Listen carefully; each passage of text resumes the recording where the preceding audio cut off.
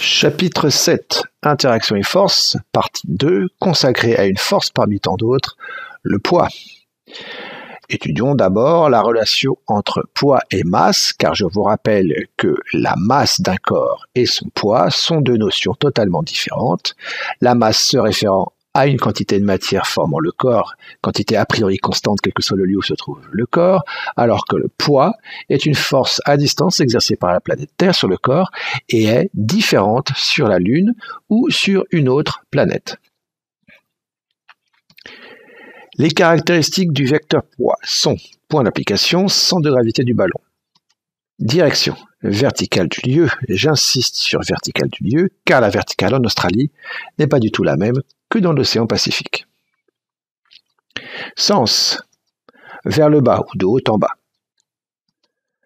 Valeur proportionnelle à la longueur du vecteur poids.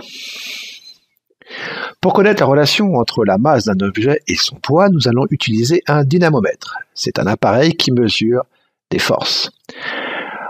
Nous allons accrocher à cet appareil différentes masses de masses différentes et l'appareil nous indiquera à chaque fois le poids de la masse.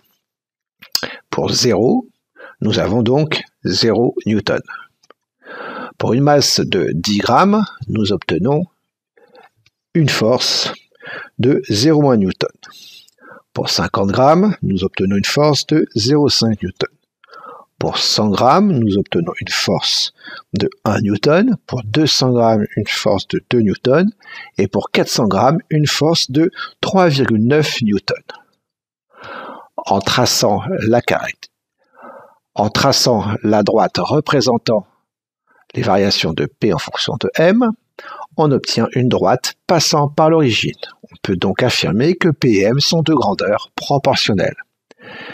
Et on écrit la relation proportionnalité de la façon suivante: P égale M fois G, avec P en newton, M en kilogrammes, et le coefficient de proportionnalité ici, G, s'appelle intensité de la pesanteur, et sur la Terre, elle vaut 9,8 newtons par kilo.